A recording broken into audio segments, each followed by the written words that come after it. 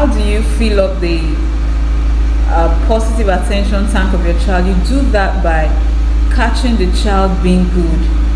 I mean, when the child is not even looking, when the child does not even expect, praise the child. Maybe the child is playing with a sibling or a friend, and the child shared his toys, or the child was supposed to hit the sibling because the sibling did something wrong, and the child did not hit the sibling. From where you are seated, you can just say, oh, that was great. I loved how you didn't hit your friend. I loved how you didn't hit your sister. Do you understand? Be specific. Let the child know exactly what you are praising him for. It goes a long way to build their self-esteem and their confidence level. Yes, so back to what I was saying. When you allow your children do stuff in the home, even when they don't do it, keep them encouraged, because if you say they are disturbing you now, or they are slowing down the work, or they are making it worse for you, a time is coming when you need to rest, and you'll be looking for who will do the work for you.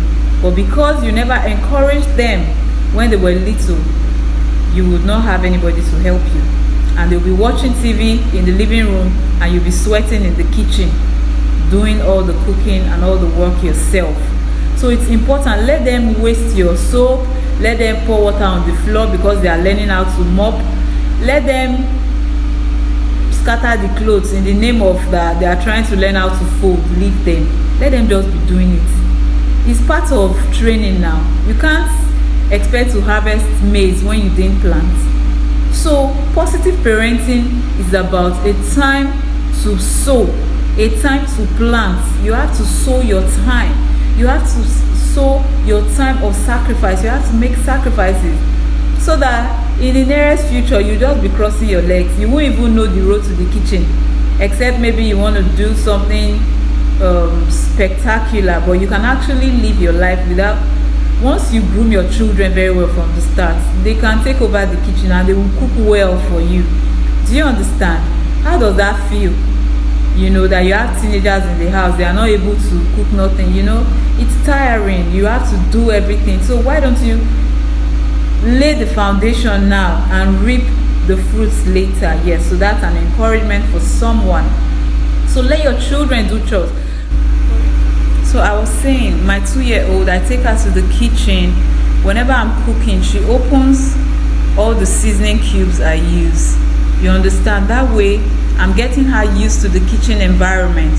She's seen me putting this and that into the pot. So she's been familiarized with the environment.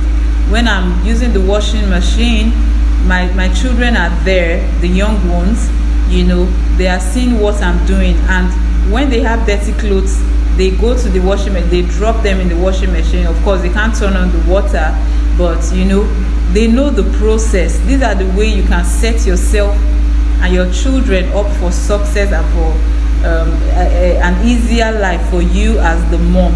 So let your children do things around the house. The ones that can wash plates, let them wash. If their hands cannot get to the sink, give them a stool to stand on. Do you understand? Just make sure that they are getting familiar with how things are being done around the house. Let them know, so that they won't have an entitlement mentality, so that they won't think that their own is just to wake up in the morning, cross leg, wait for their tea, wait for food. They don't even know how the food is being made. Do you understand? So these are some of the things you want to imbibe in your children in these times that we are in. Yeah? Okay. So that being said, I'll go to, and another thing is that these chores help your children become responsible. It makes them independent. You see that even when, because something might happen, you might find that you have to leave the house quickly on a particular day, and your children need to get dressed for school. So what would you do? Do you understand? So a solid foundation is very important. Teaching them age-appropriate chores will help them become independent, self-reliant, and very responsible and grateful, because when they know that you have to put in efforts for things to be done, they would appreciate when you do things for them. They will appreciate when other people do things for them. Yes, so you want to try that in your home. Now, the next thing I want to say, okay, this should have come earlier. You need to have expectations. You know, everybody at the beginning of this year, it was vision boarding for my business, vision boarding for the things I want to achieve. Do you have a vision board for your children, for each of your child? As a parent, do you have parenting goals? Do you have expectations? Because if you do not have goals that you are working towards, then you will not be able to measure your success. You will not be able to measure what you have achieved so far. So I want to encourage you to set clear expectations. You know, you need to know exactly what you are working towards in the lives of your children. So I want to encourage you today to sit down and write out your parenting goals. What are you expecting from your 3-year-old? What are you expecting that, okay, he's 3 now, by the time he's 4, I want him to be able to do this, I want him to be able to do that. You know, all this will help you be in view of what you are actually working towards. So make sure you put it somewhere you can see easily, so you can be reminded on a daily basis that this is what I am working towards. Yeah.